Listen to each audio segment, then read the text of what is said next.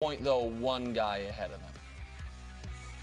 Having Jalen Hurts behind Justin Herbert it's one of those things where it tells me a lot about the evaluator and what they value and what they don't, and speaking of, listen, what I'm about to talk about here, I am sure I am guilty of. This is not an attack on Chris Sims, I promise.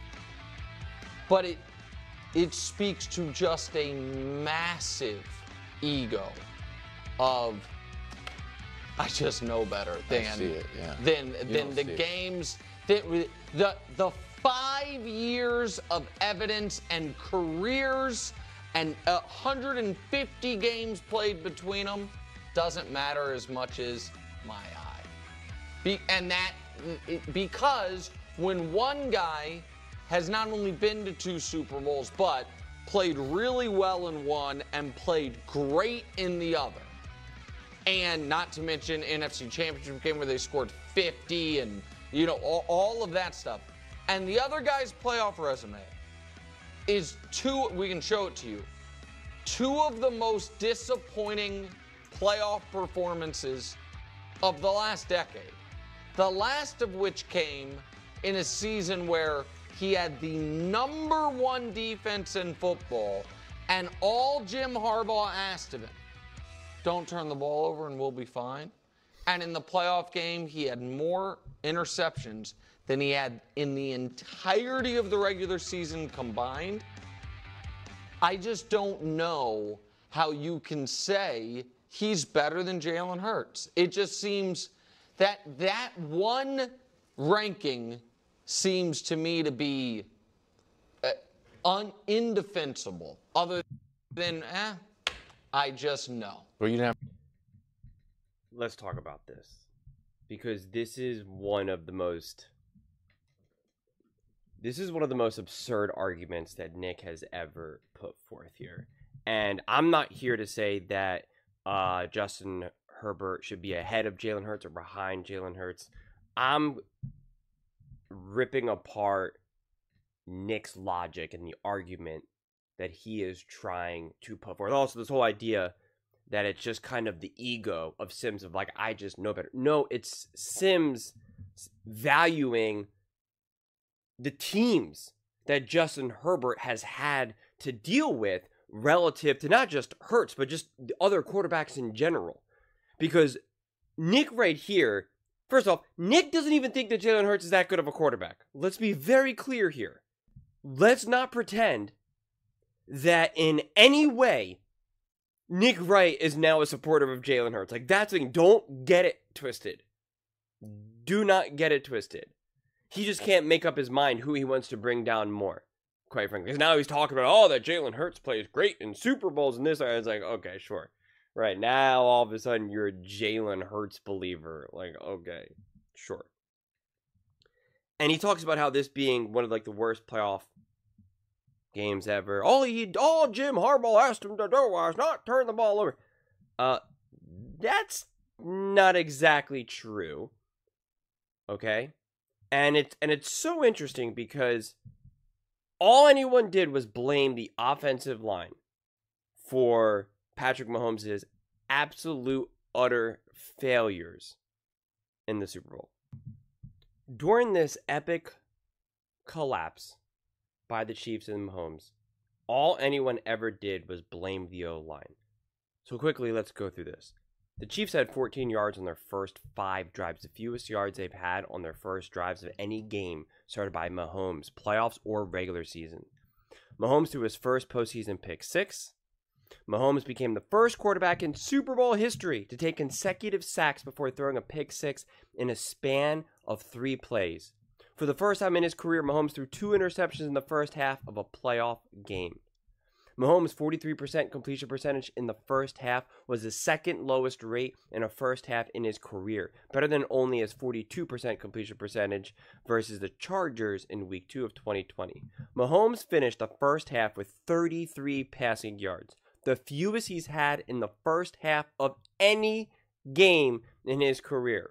Mahomes was 1 of 6 with 2 interceptions on passes more than 5 air yards. He was 14 of 22 with a touchdown on those throws for his career in the postseason prior to Sunday. He became the second quarterback in Super Bowl history to throw an interception on consecutive pass attempts. The Chiefs didn't cross midfield until their 10th drive, snapping a 9-drive streak, the longest by any team in Super Bowl history. The Chiefs' stretch of 9 possessions without scoring was their longest with Mahomes starting regular season or playoffs. Mahomes was sacked 6 times, the most he has taken in any game of his career, regular season or playoffs. Mahomes is the second quarterback in Super Bowl history to take 6 sacks against 4 or fewer pass rushers. Patrick Mahomes had 42 dropbacks without being blitzed, second most in Super Bowl history. Mahomes was 3 for 8 for 43 yards with a touchdown and an interception while under pressure. And make no mistake about it, that touchdown was when the game was over. The game was well over. So that was an absolute epic collapse, epic failure, 1000%. And yet, Nick wants to use some of this to craft his argument. Now, for that Super Bowl, it was like, oh, the O-line, what do you want him to do, the O-line, what do you want him to do? Interesting. Justin Herbert was pressured 19 times. 19 times. Patrick Mahomes in the Super Bowl was pressured 17. That's weird. That's interesting. He had an offensive rating of 53.5 and a passing rating of 49.7, threw for 257 yards, where we know about like 100 of those yards were literally when he was just going up against backups. 2 interceptions, a fumble. Like, weird. Very weird. And yet, Justin Herbert, with obviously a inferior team to what the Chiefs had to deal with, or who had the Chiefs have, actually did better dealing with that pressure. Interesting. We also know a couple of those interceptions were not Justin Herbert's fault at all. One of them was just like, it's the end of the game. What are you going to do? The other one was just straight up on, I forget if it was either the tight end or wide receiver. I mean, like, we know some of this stuff is legitimately misleading. So it's just funny how we want to just lump that all on Justin Herbert. Like, that's bizarre. It's also bizarre how we want to use this to like act like this is just, so awful. When in that other playoff game against the Jags, he was 25 for 43, 273 yards. This is his first playoff game ever. 1 touchdown. I mean, he had 0 run support, had a whopping 67 yards, and his team gave up 31 points. The same year, the same team, the Kansas City Chiefs, got to go pull up against the Jags. The Jags only were able to score 20 points. Patrick Mahomes only threw 195 yards and got 144 rushing. So Patrick Mahomes got to do less, have a better defense, better run support. Justin Herbert had to do more, had to throw more passing attempts, more passing yards, had effectively no run support at all. Literally in the 50s if you subtract Justin Herbert's, 12 yards. And yet he lost, and Patrick Mahomes got to do significantly less and win.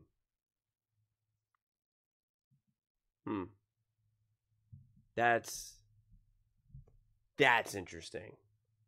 We just want to for some reason, I guess, blame Justin Herbert for that, like, because it was a big comeback, and it's like that's Justin Herbert's fault, right? Playing for a coach that got fired, that will probably never be a head coach in the NFL ever again. Weird. And don't forget that Justin Herbert was on the road both times. And in that last playoff game, there were literal devastating fires. You had them like wearing masks while trying to practice. They had to leave practice early. They couldn't even practice. They were trying to figure out, are their families and friends okay? Like, it was a bizarre situation. This was year one with Harbaugh. Like, trying to pretend that it was just like Harbaugh was like, please just don't take care, please just take care of the ball. Don't do anything that I want to do. And, like, that was it. And then Justin Herbert just completely collapsed. Like, that was the case. Really? Really? This pass that goes right between Ladd's hands. It's a little high. That's all 100% on Justin Herbert. I mean, this is what you had Justin Herbert dealing with here. Calls hike and immediately gets sandwiched. Justin Herbert's supposed to just magically find a way through that. His number one weapon is a 6-foot slot receiver. Got it. I mean, you got the best defense that Nick Wright is trying to paint here. Giving this up against C.J. Stroud. Fumbled snaps. Having C.J. Stroud just make it magic. Like, really? I don't remember him doing that against the Chiefs. I mean, like, look at Justin Herbert making these throws. No one can help him make a play. I mean, that's an insane throw. Can't come back for the ball and make a play. I mean, it's pretty unreal. This interception right here, Justin Herbert's fault now. Going off his receiver's hands, popping in the air. That was the one that I was thinking about. That's Justin Herbert's fault? Really? That's his fault? Really? Justin Herbert's fault? That the game was close, so it's not like, oh, they were down by big, and that's why they couldn't run the ball. Like, the score was clearly close throughout the game. Clearly throughout the game. Third quarter, 6 minutes to go, 10-6, and yet they could not run the ball. 2.9 yards per attempt, 3.1, overall 2.8, 18 carries for 50 yards. Come on, man. We got a bunch of bootleg interceptions for Justin Herbert. Then obviously, like, again, it's like, what do you want him to do when he's making plays, when he's getting pushed out of the pocket? He's throwing beautiful balls, not being caught. Like, so weird. So, I mean, those are just a handful of highlights. You know, I mean, it's just so misleading. And if you want to say, well, okay, but Patrick Mahomes had more success and this and that, and it's like, I get that. I get lots of other quarterbacks have had more success. They haven't been on teams that are as bad as Justin Herbert. I mean, Justin Herbert's had no consistency at coaching, coordinating, roster construction. I mean, like, it's so obscenely misleading to just look at that. I mean, it really is. It really is. It's like saying Joe Burrow didn't play good last season. They didn't even make the playoffs. And it's like, we know that that's not the case. We know that's not the case. So it's so absurd. And again, the point of this argument isn't to argue where Justin Herbert, the point of this video isn't to argue where Justin Herbert should be in this top 10 range, or that he should be above or below Jalen Hurts, or that it's like crazy or this or that. Because again, by Nick's own logic, then Jalen Hurts should be above Lamar Jackson, which I know he does not have him there. Have him above Joe Burrow, which I know he does not have them there. And has head-to-head outplayed Patrick Mahomes. Because Nick's own argument earlier in the segment, as I showed you in my previous video, he went through all the head-to-heads as to why Mahomes should be above Josh Allen. Why he should be above Joe Burrow, Josh Allen, Lamar Jackson. He did their head-to-head combined. He did them individually, and then it's like, okay, well then Jalen Hurts has Patrick Mahomes beat. So again, you got to be consistent with your logic. You got to be consistent with how you're going to have these discussions. That's how this works. So if you look at this list and your big issue is with Justin Herbert, that's obscene. That really is. That's obscene. Makes no sense. And a random graphic like this is so wildly misleading. I mean, it really is. It's so wildly misleading. Patrick Mahomes, in his first ever playoff game, won 31-13. 0 touchdowns. An 85.2 passer rating. 27 for 41. Had a nice 180 yards rushing. For the team, obviously not Patrick Mahomes. He had a whopping 8. He got to throw to Travis Kelce, Tyreek Hill. Again, what did Justin Herbert have? He had an 84.7 rating. Actually threw a touchdown pass. 273 yards, 25 for 43. Had 67 yards rushing as I went through. Who did he throw to? Everett, Keenan Allen, Palmer, Carter. Do you see the differences? Do you see the differences? This is why you can't just look at random stats. If we're looking at just the playoff games, it's like Justin Herbert played good enough to win his first. He played better or equal to what Patrick Mahomes did. And Patrick Mahomes got to do it at home. Justin Herbert had to do it on the road. Again, with the coach who ended up being fired. Patrick Mahomes did it with a Hall of Fame coach. Hall of Fame Travis Kelce. Hall of Fame Tyreek Hill. A defense that held the other opposing team's offense to what, 13 points? 13 points. So you see the differences, and then when we saw Justin Herbert in a playoff game that was comparable to what Patrick Mahomes faced, Patrick Mahomes looked absolutely embarrassed.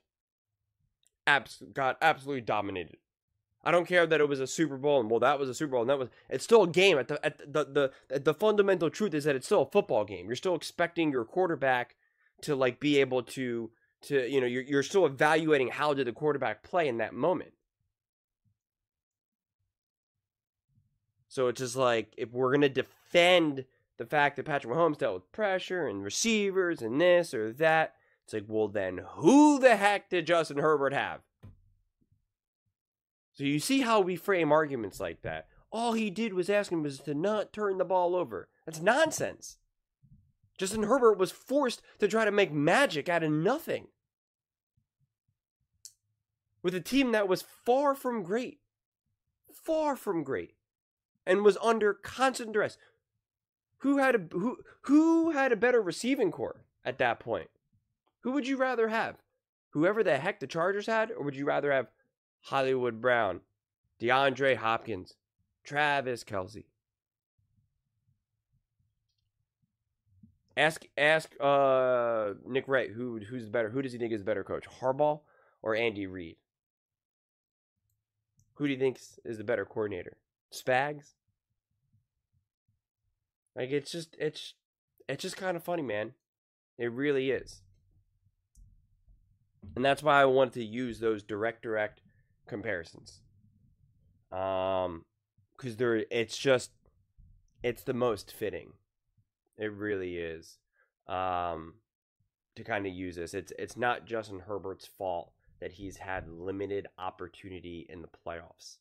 And why even something like this, when you only have 2 playoff games, how they can be so brought down because of obviously a really bad game, not unlike what we saw happen to Patrick Mahomes in the Super Bowl. But again, the big difference was that Patrick Mahomes got to get some extra yards and points and touchdowns and completions because he was going up against backups while confetti was falling from the sky and there was a Gatorade bath on Nick Sirianni. So Justin Herbert did not have that luxury. Oh, and let's not forget about Xavier Worthy as well for the receiving corps, for good measure.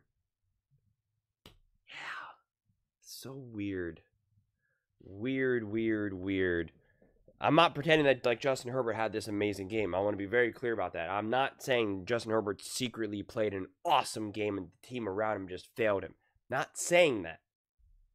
I'm not saying that at all. But to pretend like the situation was just given to Herbert on a silver platter and he just dropped the ball literally and just collapsed, that's not the case. That's not the case.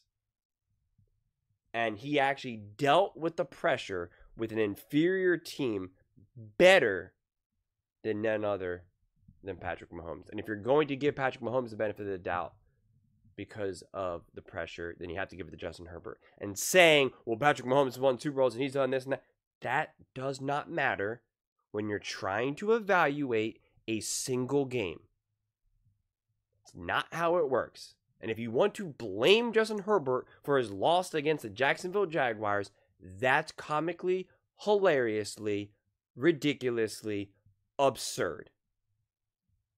It just is. In his first ever playoff game, he played better than none other than Patrick Mahomes with a worse team. And against the same team, Patrick Mahomes got to do less and still win. And it writes itself, man. It writes itself. But those are just my thoughts. I'd absolutely love to hear yours. What do you guys all think about Justin Herbert's, I guess his quarterback rankings and Nick Wright's arguments here? Let me know in the comments below. I read every single comment. So whether you agree with me or disagree with me, either way, let's get in some discussions. Let's get in some fights. But ultimately, let's just have some fun. And please do consider subscribing. We're building an amazing community here, and I absolutely love to see you part of it. I want to build something that we all genuinely feel connected to. Something that we're really excited to be part of. I think we're all on our way to doing it. And please don't forget to give this video a thumbs up, as it really does help with the visibility and the algorithm.